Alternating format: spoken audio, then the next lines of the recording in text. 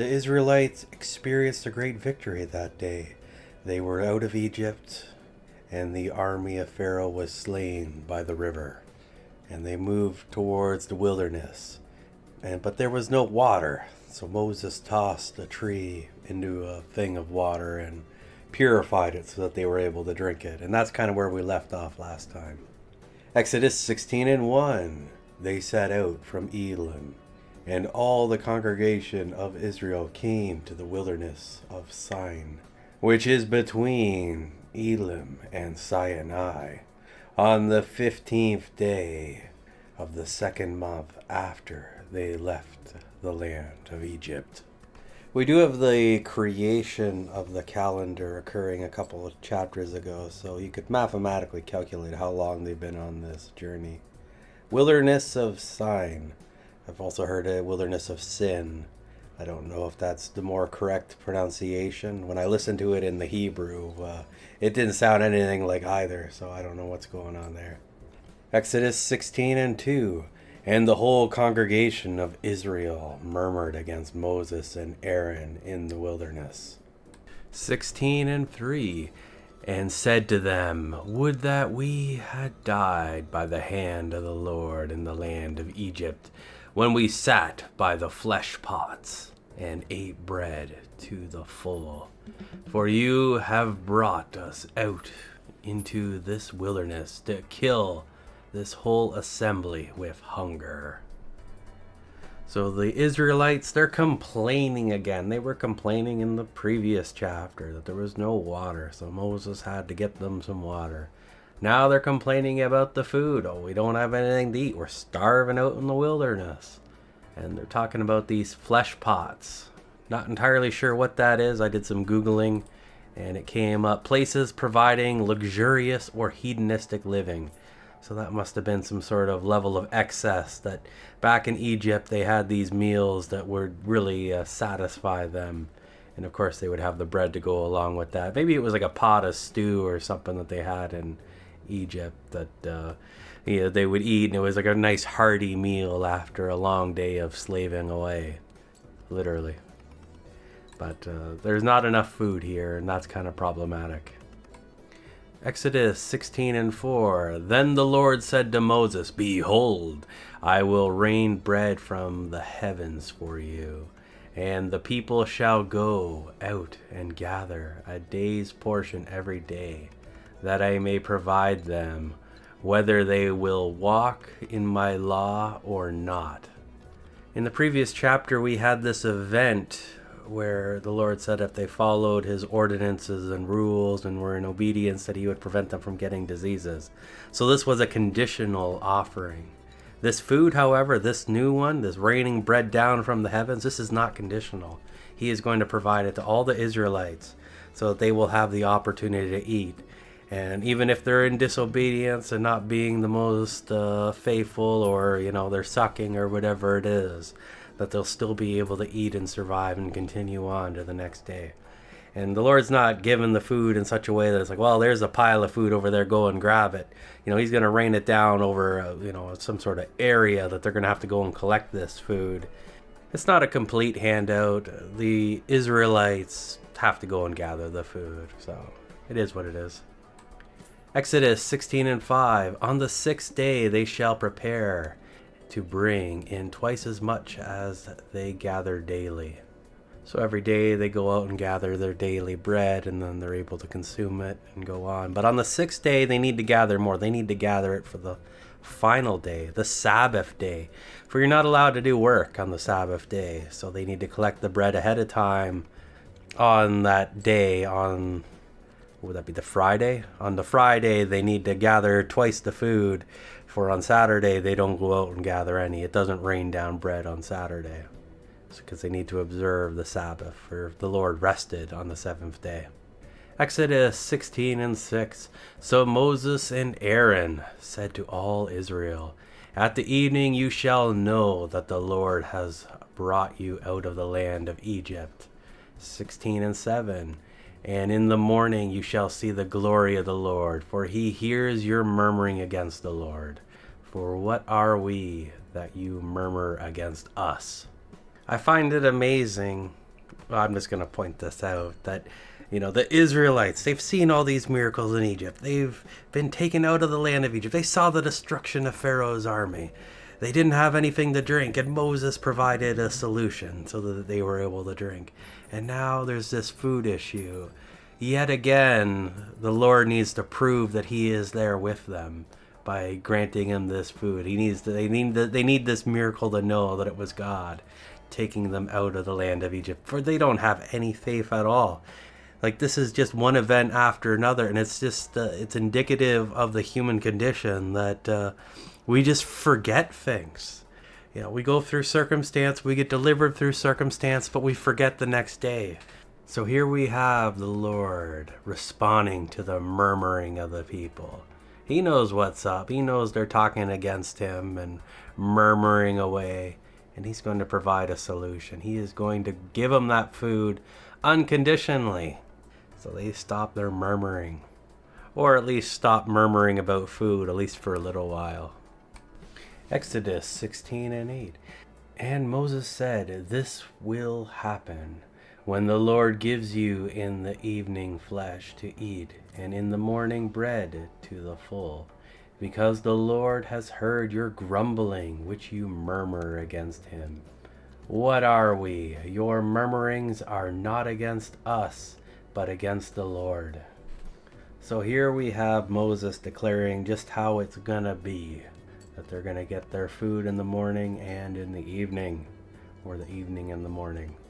And then we have the second aspect here where it talks about the grumbling and murmuring.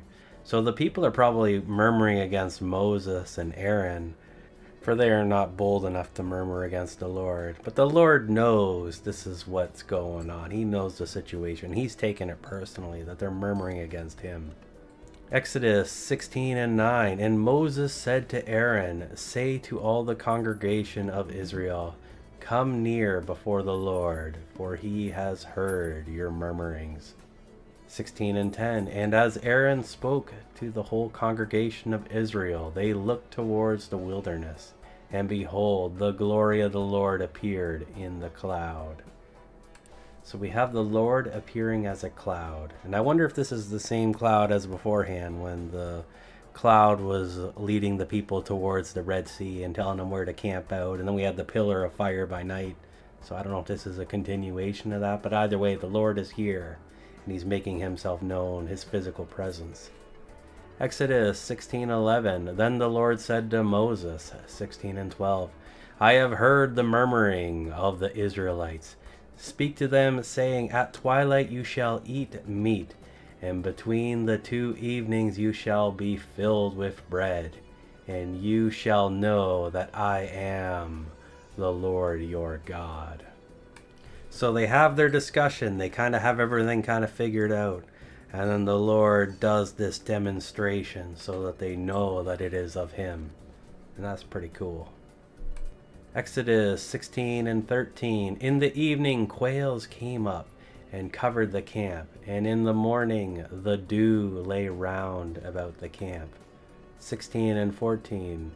And when the dew had gone, behold, upon the face of the wilderness there lay a fine round and flake-like thing, as fine as hoarfrost on the ground. So here we have the quail, the bird. So they'll be able to consume those as meat. And then we have this hoarfrost after the dew. So the dew is down, and then the dew goes away. I guess the dew goes away once the sun comes up. Or else the ground would be really damp.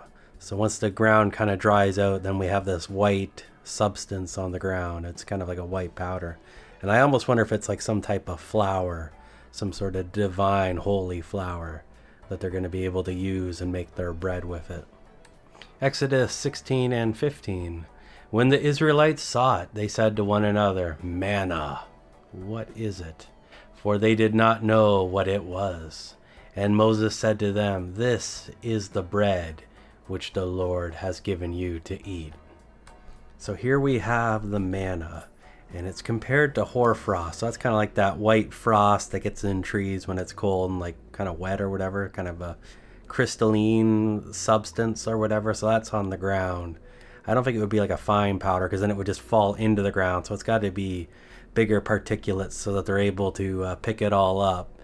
Maybe kind of shovel it together or whatever, put it in a bag, and then they can kind of make their bread or whatever with it. Maybe they can just pick it up and eat it, and it's kind of like crackers. I don't know. It's interesting, nevertheless. Exodus 16:16. This is what the Lord has commanded. Let every man gather of it as much as he will need. An omar for each person, according to the number of your persons. Take it, every man, for those in his tent. No idea how much an omar is, but they were collecting enough for their own households, their own families. They would go out every day and they would have to collect this manna so that they would be able to eat. Exodus 16:17. The people did so and gathered, some more, some less. 16:18. When they measured it with an omar, he who gathered much had nothing over, and he who gathered little had no lack. Each gathered according to his need. So we have a variance in the amount of people in each household, and people just got what they needed. I think that's what it's trying to say here. Exodus 16:19. Moses said, let none of it be left until morning. 16:20. But they did not listen to Moses. Some of them left it until morning, and it bred worms, became foul and stank, and Moses was angry with them. So here we have that idea that they have to gather the food each day in order to be able to eat, and then on the sixth day they can gather it up and it doesn't spoil right away, so they can have food for the seventh. And of course nobody listens to Moses, because nobody listens to Moses, and he's kind of upset that they weren't listening to him, for God explained all this to him ahead of time, and he explained it, but they had to test it for themselves. They had to see the manna expire and have it turn foul and smelly and full of bugs, and that was probably quite gross. Exodus 16:21. They gathered it every morning, each as much as he needed, for when the sun became hot, it melted. That is a very strange substance. So when the dew is down on the ground or whatever, we don't have this stuff. Then after the sun comes up and the dew kind of goes away, then we have the manna. And then once the sun goes up a little bit further, then the manna melts. So it's like they have to get it in the morning while it's available, and then if they miss out, well, then they miss out, and that kind of sucks. But a very strange substance. I don't know of anything that is like that. But then again, this is heaven from bread, so it's allowed to break the rules of reality a little bit. Exodus 16:22. And on the sixth day they gathered twice as much bread, 2 omens for each person, and all the leaders of the congregation came and told Moses. 16:23. He said to them, the Lord has said, tomorrow is a solemn rest, a holy Sabbath to the Lord. Bake and boil what you will bake and boil today, and all that remains over put aside for you to keep until morning. So here we have the Sabbath brought up and mentioned. To keep the day holy, they're not going to be baking bread, so they do it the night before. Exodus 16:24. They laid it aside till morning, as Moses told them, and it did not become foul, neither was it wormy. 16:25. Moses said, eat that today, for today is a Sabbath to the Lord. Today you shall find none in the field. I find it interesting how the manna is not even available to be gathered on the Saturday, the Sabbath day. Right? God's not even giving them the opportunity to do that. He's like, nope, you need to make it the day before, and if you don't make it the day before, you're out of luck. There's not going to be any food for you, so gather double on the Friday. Exodus 16:26. 6 days shall you gather it, but on the seventh day, the Sabbath, there shall be none. 16:27. On the seventh day, some of the people went out to gather, but they found none. 16:28. The Lord said to Moses, how long do you people refuse to keep my commandments and my laws? It's like every time God tries something and has Moses explain it to the people, they don't listen and they do the opposite anyway. They were told to only gather as much food as they needed, and they gathered more and it spoiled. They were told they had to gather the day before the Sabbath, or else there would be no food, and here we go. Here's the result. The people did exactly that. They had to find out the hard way. They wouldn't listen to Moses. They wouldn't listen to him explain things. They had to do the opposite to find out. Exodus 16:29. See, the Lord has given you the Sabbath, therefore he gives you on the 6th day the bread for 2 days. Let every man remain in his place. Let no man leave his place on the 7th day. 16:30. So the people rested on the 7th day. I wonder if habits are like really hard to break, and the Israelites, they were slaves in Egypt for however long, hundreds of years. And when they got out, they were used to working 7 days a week, working every single day. So it's really hard to break that habit. Maybe that's what's going on here, and they just didn't know how to take a break. They didn't know how to not be busy. Of course, this is different than the modern day, right? They didn't go home. They didn't have books to read. They didn't have computer games to play. They didn't have sports games to watch. They didn't have all these distractions. They just would have been alone with their own thoughts and their own family and not be able to do a whole lot. So maybe that was incredibly difficult, and they had a need to fill that emptiness with something else. So they had that desire to work or to gather or to do whatever, but it was forbidden. They were to keep the Sabbath and rest on that 7th day, even though that was a very difficult thing to do. They needed to be able to break that habit and be able to take a day of rest. Exodus 16:31.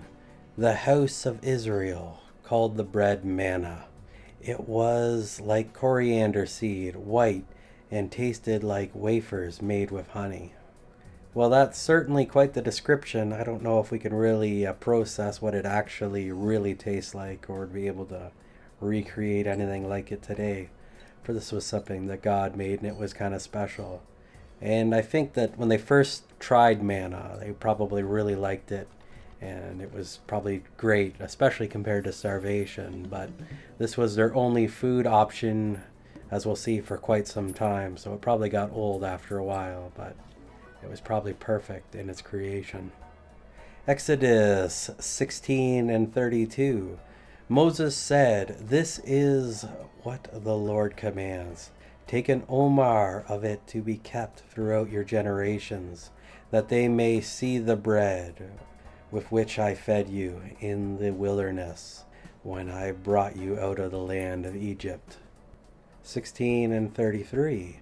And Moses said to Aaron, Take a pot and put an omer of manna in it, and lay it before the Lord, to be kept throughout your generations. 16:34. As the Lord commanded Moses, Aaron laid it up before the testimony, to be kept in the ark. So here we have a sample of the manna from this juncture in time being stored in the ark of the covenant. That's pretty cool. Now, the thing with this manna, that the only place it exists is right here and on this journey, and it expires basically instantly. It expires the day you pick it or lift it up or harvest it or whatever, and on the Sabbath it lasts an extra day. So God would have to preserve this special batch that's in the ark for the future generations, that they would be able to see physical evidence unique to this event in a physical form. Pretty cool stuff.